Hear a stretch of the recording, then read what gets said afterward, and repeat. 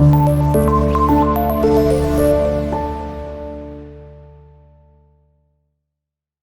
वालेकुम students, welcome to इनकी दुनिया। स्टूडेंट्स, इस वीडियो में हम एक्सरसाइज B1 करेंगे जो कि यूनिट नंबर 12 जूलियस सीजर की है। तो स्टार्ट करते हैं आज की वीडियो। स्टूडेंट्स, अपनी बुक्स ओपन कीजिए, पेज नंबर 150 पर हमारे पास एक्सरसाइज है, एक्सरसाइज B1। अब स्टूडेंट्स, यहाँ पर जो है एक थोड़ी सी बहुत डिफरेंट, बहुत इंटरेस्टिंग एक एक्सरसाइज है जो कि पन कहलाती है। ठीक है, अब वो पन जो है लाइक क्या है उसके बारे में आज मैं आपको बताती हूँ। लाइक हम किसी को एक ऐसा वर्ड बोलते हैं जिसका डुअल मीनिंग होता है। लाइक हम अपनी बात को कन्वे भी कर देते हैं और एक ह्यूमरस वे में जो है उसका डुअल मीनिंग जो है लाइक जो सामने वाले को हम टोन करने के लिए या थोड़ा सा जो है फन पैदा करने के लिए हम जो है एक ऐसा वर्ड, ऐसा फ्रेज यूज़ करते हैं कि जो है थोड़ा सा उसमें थोड़ी यूनिकनेस हो, थोड़ा सा डिफरेंट हो, यानी हम बात भी कर दें और उसके जो है वो डिफरेंट वे से बात को, मतलब हम बात सीधे तरीके से कर रहे हैं लेकिन उसका जो मीनिंग होगा वो हम दूसरे तरीके से भी एक्सप्लेन कर सकते हैं। अब मैं इसकी एग्जांपल देती हूँ। यहाँ पर जो है राइटर ने, जो कि शेक्सपियर है, उसने इस चैप्टर में एक जो है वो एक फ्रेज यूज़ किया है, यानी कि इसको आप कहेंगे पन का कि प्ले ऑन वर्ड्स, यानी लफ्ज़ों के साथ खेलना। आपको पता ही है कि हमारे पास इंग्लिश लैंग्वेज में जितनी भी वर्ड्स हैं उन सब के एक से ज़्यादा मीनिंग्स होते हैं, लेकिन वो मीनिंग एज इट इज़ होते हैं। कुछ मीनिंग्स होते हैं जो कि थोड़ा सा ह्यूमरस वे में हम कर देते हैं, या जो सेम साउंड के मीनिंग्स होते हैं, जो सेम साउंड के वर्ड्स होते हैं, उनको भी हम यूज़ कर सकते हैं एज अ पन। अब वो किस तरह से करते हैं मैं आपको बताती हूँ। यहाँ पर शेक्सपियर ने एक फ्रेज यूज किया है, a meander of bad souls, a meander of bad souls. अब ये अगर हम बात करें तो ये वाला जो सोल है ये होता है जूते के जो तले होते हैं। ठीक है, अ मैंडर ऑफ यानी कि जूतों को, बुरे जूतों के तलों को बनाने वाला।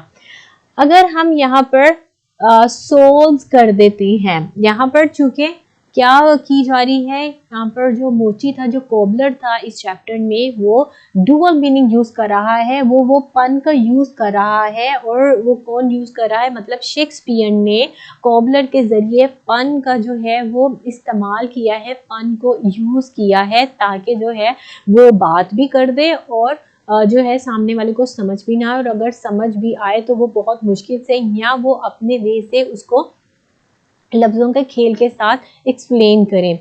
तो यहाँ पर a matter of bad souls. अब यहाँ पर मैंने आपको बताया सोल क्या कहते हैं, जो जूती के तले होते हैं, लेकिन दूसरी तरफ जो सोल्स है, अगर मैं इसके बारे में बात करूँ तो सोल्स क्या होता है, यानी सोल रूह को कहते हैं। ठीक है, अब यहाँ पर a matter of bad souls यानी कि बुरे तलों को बनाने वाला या रूह को बनाने वाला, या बुरी रूहों की मुरम्मत करने वाला। यहाँ बुरी रूहों नहीं होगा, यहाँ होगा कि बुरे इंसानों की मुरम्मत करने वाला।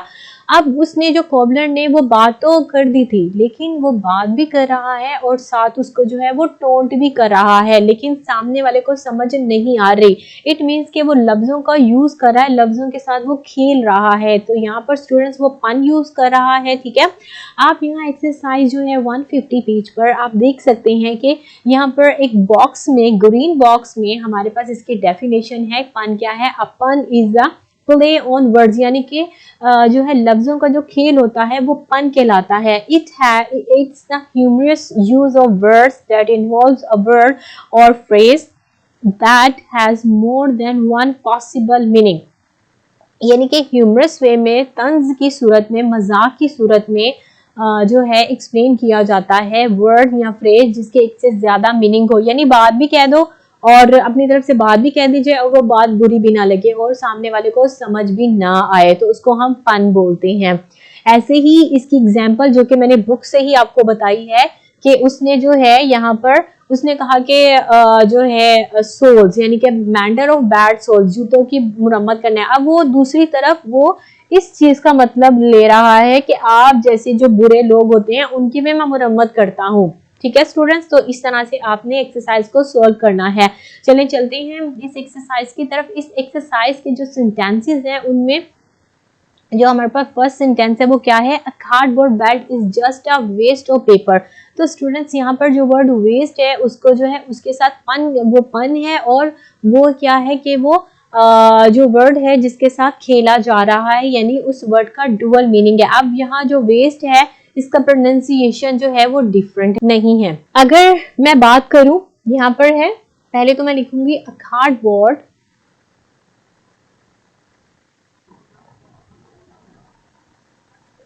is just a waste।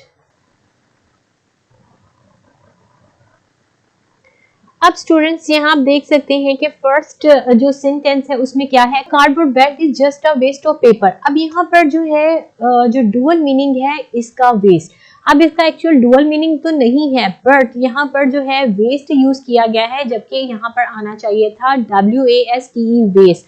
अब यहाँ पर वो वेस्ट क्यों यूज होना चाहिए था, क्योंकि cardboard belt is just a waste of paper, not a waist. ये वाला वेस्ट जो है ये क्या होता है, ये हमारी कमर को कहा जाता है, ठीक है। अब यहाँ पर जो है वर्ड वेस्ट और waist both have the same pronunciation but the spellings are different, so there is a use of pun. अब क्यों पन का यूज है यहाँ पर, हम वेस्ट को यानी कि लफ्जों के साथ खेला जा रहा है, बोला तो वो वेस्ट ही जाएगा, ठीक है ना। इस वजह से जो इस एक्सरसाइज में वर्ड वेस्ट यूज हुआ है, बट हमने उसको क्या करना है, यहाँ पे स्टेटमेंट क्या है कि what is funny about the following, explain the play on words, यानी कि जिन वर्ड्स के साथ खेला जा रहा है उनको आपने एक्सप्लेन करना है। तो यहाँ पर स्टूडेंट्स हम पहले लिखेंगे waste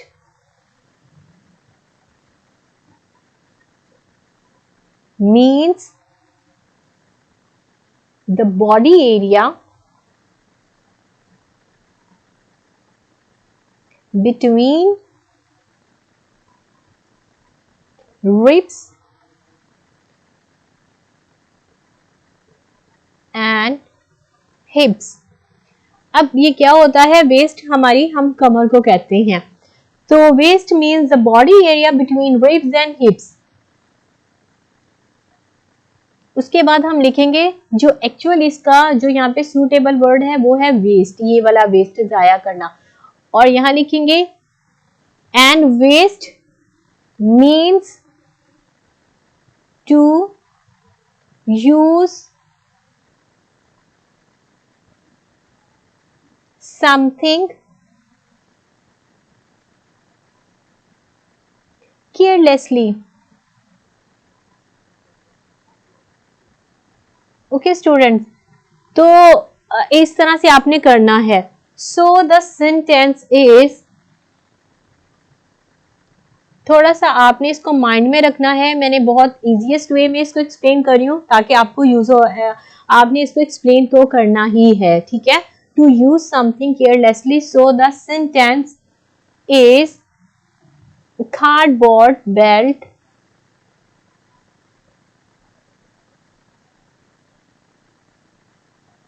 is just a waste। अब आपने यहाँ पर ये वाले स्पेलिंग्स लिखने हैं, वेस्ट ऑफ पेपर। इस तरह से स्टूडेंट्स आपने इस फर्स्ट वन जो सेंटेंस है उसको एक्सप्लेन करना है, क्योंकि हमारे पास यही है कि explain the play on words, ठीक है। तो थोड़ा सा इसको लेंथी वे में थोड़ा सा होगा, क्योंकि ये सेंटेंस के अकॉर्डिंगली और वर्ड के अकॉर्डिंगली हमने एक्सप्लेन करना है। नेक्स्ट हमारे पास है the thief who stole a calendar got 12 months. आपको ये पता है कि जो कैलेंडर होता है उसमें 12 मंथ्स होते हैं, ठीक है। 12 मंथ्स के बारे में यहाँ पर बात हो रही है। अब यहाँ पर जो है 12 मंथ्स के बारे में भी बात हो रही है। सेकंड वे में एक उसका डुअल मीनिंग है कि a thief who stole a calendar got 12 months. यहाँ पर ये नहीं है कि थीफ ने जो कैलेंडर चुराया है, यहाँ पर है कि उसको सजा हुई है। सजा कितनी हुई है, 12 मंथ्स की। तो हम यहाँ पर दोनों वे से एक्सप्लेन करेंगे 12 मंथ्स को, ठीक है। तो first of all we will write here a calendar, okay, a calendar has 12 months, ठीक है स्टूडेंट्स। पहले तो आपने एक्सप्लेन करना है 12 मंथ्स का, दो पे लिखेंगे a calendar has 12 months and उसके बाद हमने यहां से लेना है got 12 months and got 12 months means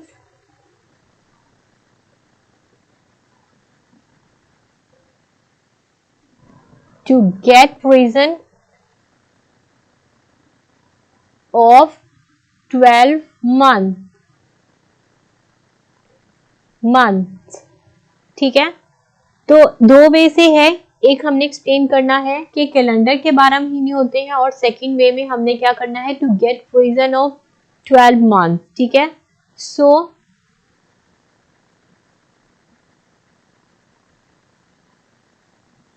the thief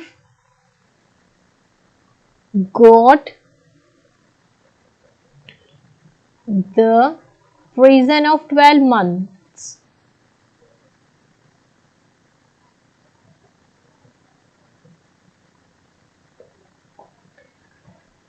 okay, ये हमारे पास सेकंड का आंसर, इस तरह से आपने इसको एक्सप्लेन करना है सेंटेंस को।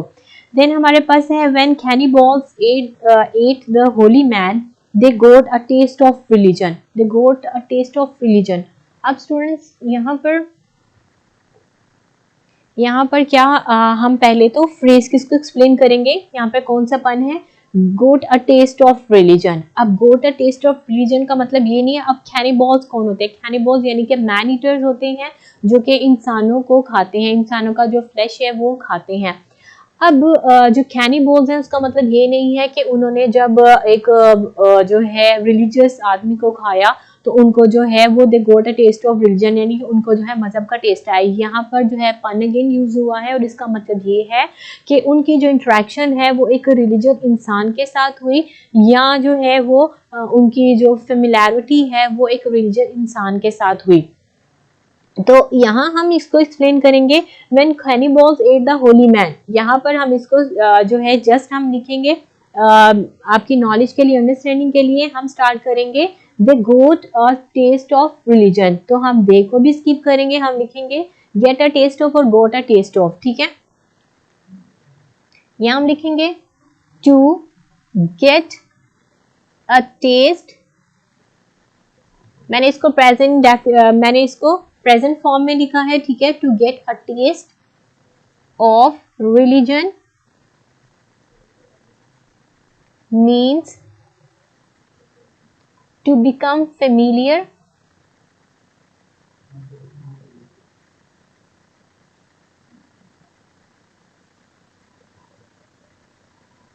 किससे फेमिलियर होना है,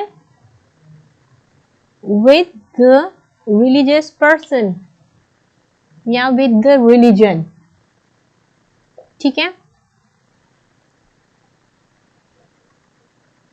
इस तरह से आपने जो इस पन को यूज करना है, बस इतना ही आपने इसको जो है एक्सप्लेन करना है।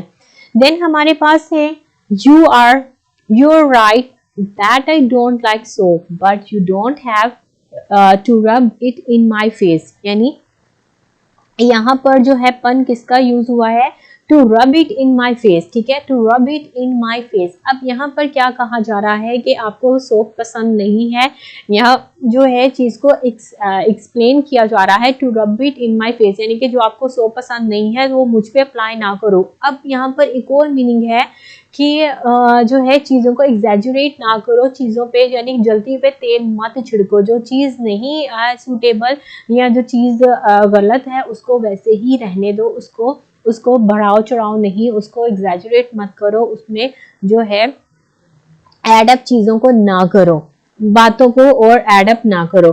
तो हम यहाँ पर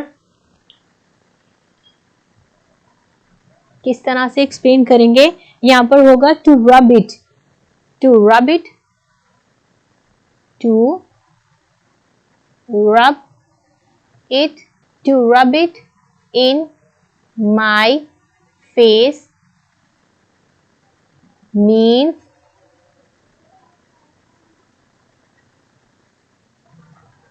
to exaggerate something.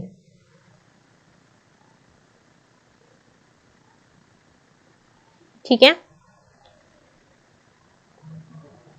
Okay students, next जो हमारे पास फिफ्थ यानी ई सेंटेंस है, mister Ali who makes bicycle wheels is also a spokes person. अब स्पोक्स पर्सन कौन होता है? जो ये किसी के बिहाफ पर, किसी के जगह पर जो है वो बात करता है। ठीक है, तो यहाँ एक स्पोक का मतलब ये भी होता है कि यहाँ पर क्या बात की जा रही है कि mister Ali who makes bicycle wheels, यानी कि जो बाइसिकल व्हील्स होते हैं उनमें जो तारें लगी होती हैं उनको भी स्पोक्स बोलते हैं। ठीक है, तो यहाँ पर जो स्पोक है उसका डुअल मीनिंग होगा, एक स्पोक्स पर्सन जो कि किसी के बिहाफ पर बोलता है, और एक स्पोक का मीनिंग क्या होगा कि रॉड होता है जो कि सपोर्ट करता है व्हील की रिम को।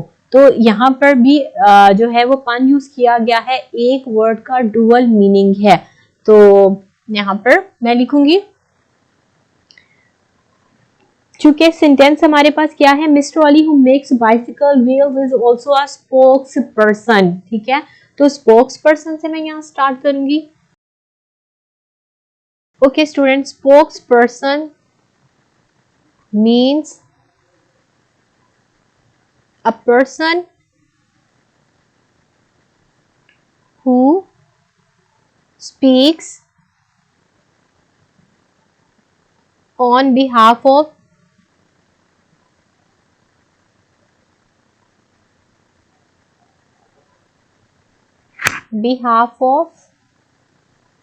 somebody। ठीक है, एक स्पोक्स पर्सन का जो एक्चुअल मीनिंग है वो क्या होता है, किसी की जगह पर कोई पर्सन जो है वो बात करे। एंड द अदर मीनिंग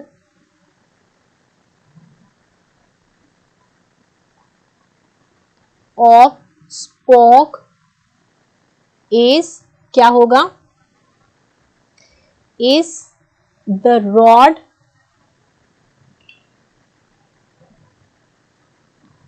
मैं इसको एक और शॉर्ट कर देती हूँ और प्रिसाइज कर देती हूँ, is the rod of the bicycle.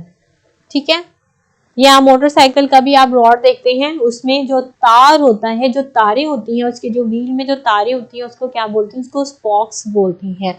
तो इस तरह से आपने जो डुअल मीनिंग का है, जो पन है, उसको आपने यूज करना है, इस तरह एक्सप्लेन करना है स्टूडेंट्स। नेक्स्ट हमारे पास है सिक्स।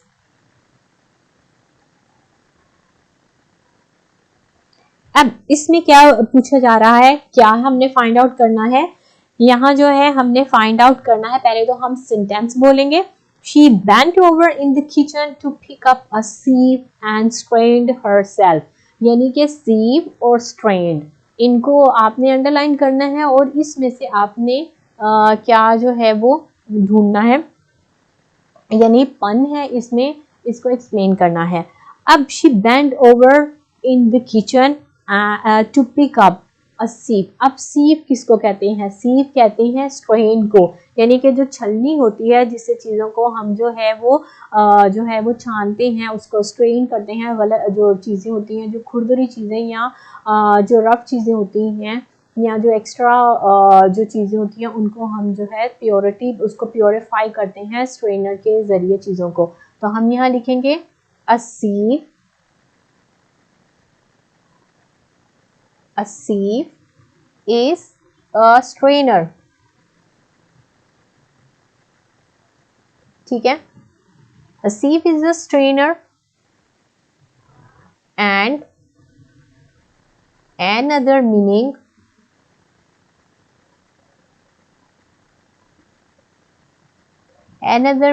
of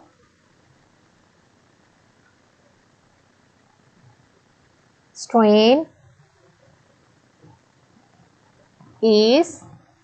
अच्छा स्टूडेंट्स, एक स्ट्रेन जिसको मैंने आपको बताया कि सीव का मतलब स्ट्रेन करना होता है, छानना चीजों को, और दूसरा जो है चूंकि यहाँ पे नाउन है, नाम चीज है किसी का, तो वो छलनी है। ठीक है, सीव। दूसरी तरफ जो स्ट्रेनर है उसका क्या मीनिंग होगा, यानी स्ट्रेन करना, स्ट्रेन। ठीक है, and another meaning of strain is क्या है यहाँ पर जो कि स्ट्रेन्ड हर सेल्फ है, यहाँ पर स्ट्रेन्ड है यानी वर्ड्स जो स्ट्रेन को एज अ वर्ड यूज किया गया है, तो स्ट्रेन हर सेल्फ यानी कि अपने आप को बहुत ज्यादा झुकाना आगे की तरफ, ठीक है, तो उसने झुक कर जो है वो स्ट्रेन को पकड़ा। अब यहाँ सेव और स्ट्रेन दोनों का जो है देखा जाए तो एक्चुअल मीनिंग सेम है, ठीक है, दोनों का काम क्या होता है, स्ट्रेन करना, और जो स्ट्रेन है उसका मीनिंग जो सीव है उसका मीनिंग स्ट्रेनर होगा, और जो इसी में से जो स्ट्रेन है वो क्या होगा, जो वर्ड स्ट्रेन है जिसको वर्ब के तौर पर यूज किया गया है जो है ओवर एक्सटेंड करना, बॉडी को ओवर एक्सटेंड करना यानी आगे की तरफ झुकाना। अब उसने जाहिर है झुकने के लिए मतलब नीचे होने के लिए अपनी बॉडी को जो है ओवर एक्सटेंड किया, तो इसलिए हम मीनिंग लिखें another meaning of strain is to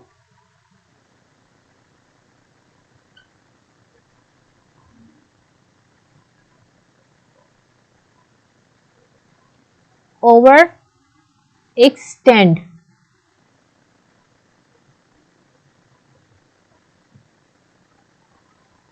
oneself। ओके, इस तरह से आपने इसको एक्सप्लेन करना। नेक्स्ट हमारे पास है students, two silkworm had a race, they ended up in a tie, in a tie इसको आपने अंडरलाइन करना है, ठीक है स्टूडेंट्स, और इन अ टाइम। अब जब कोई मैच होता है, जब मैच इक्वली स्कोर होता है दोनों टीम्स का, तो हम क्या कहते हैं, the match ended in a tie. अब यानी कि जो है दोनों टीमों में जो मुकाबला है वो बिल्कुल इक्वल रहा, दोनों के स्कोर्स इक्वल थे। अब ये जो वर्ड टाई है इसको हम एक और वे में भी एक्सप्लेन करते हैं, लाइक जब हम इसकी टाई की बात करें तो जो टाई है वो हम जो सिल्क की मोस्टली होती है, सिल्क कपड़े की, सिल्क फैब्रिक की होती है, उसको हम यूज करते हैं। तो जो टाई है उसको दो वे से एक्सप्लेन किया जाता है, एक जो कि मैच के लिए होता है या कोई मुकाबला वगैरह हो, जब जो आपस में जो टीमों के स्कोर सेम हो तो हम क्या कहते हैं कि दोनों में टाई अप हो गया, ठीक है। और यहाँ हम टाई जो है वो यूज करते हैं फैब्रिक के लिए, एक जो स्ट्रिप होती है जो कि जो सिल्क की होती है, ठीक है। तो हम इसको किस तरह से एक्सप्लेन करेंगे, मैं फिर से एक्सप्लेन कर देती हूँ कि two silkworms had a race, they ended up in a tie. तो हम यहाँ लिखेंगे इन a tie means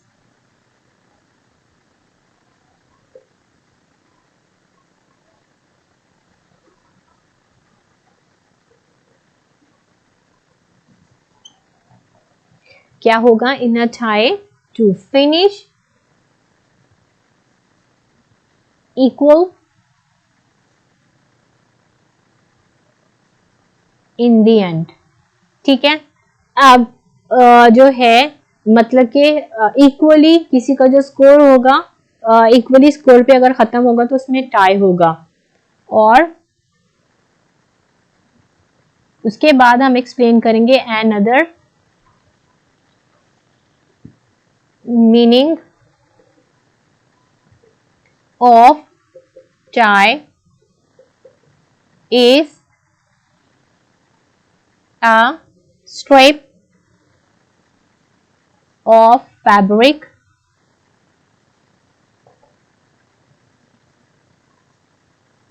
that is made of silk often, ठीक है स्टूडेंट्स। तो इस तरह से आपने एक्सप्लेन करना है। देन लास्ट हमारे पास है time flies like an arrow. अब time flies like an arrow, ठीक है, यानी जो टाइम है वो तेजी से चलता है, और फ्रूट फ्लाइज लाइक बनानास। अब यहाँ पर दोनों साइड्स पर जो है वो वर्ड फ्लाइज यूज हुआ है। एक जो वर्ड फ्लाई जो फर्स्ट पार्ट में है flies as a verb use हुआ है, ठीक है, और जो नेक्स्ट पार्ट है फ्रूट फ्लाइज लाइक बनानास, अब फ्लाइज जो है एज अ नाउन यूज हुआ है। अब एज अ नाउन क्यों फ्लाइज हम यूज करते हैं, टू ईट समथिंग, यहाँ पर यानी कि फ्रूट में जो है जो बेहतरीन जो पसंदीदा जो फल है वो क्या है, बनाना। तो एक जो है वो फ्लाइज वर्ब के तौर पे यूज हुआ है, यहाँ मैं लिखूंगी, यहाँ स्टूडेंट में लिखूंगी In the first part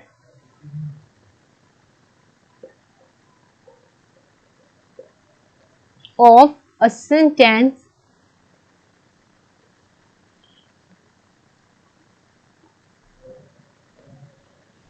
fly is used as a verb, but in the second part, flies is used as a noun, which means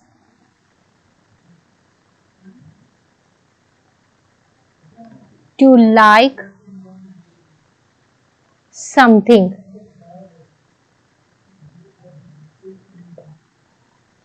ठीक है।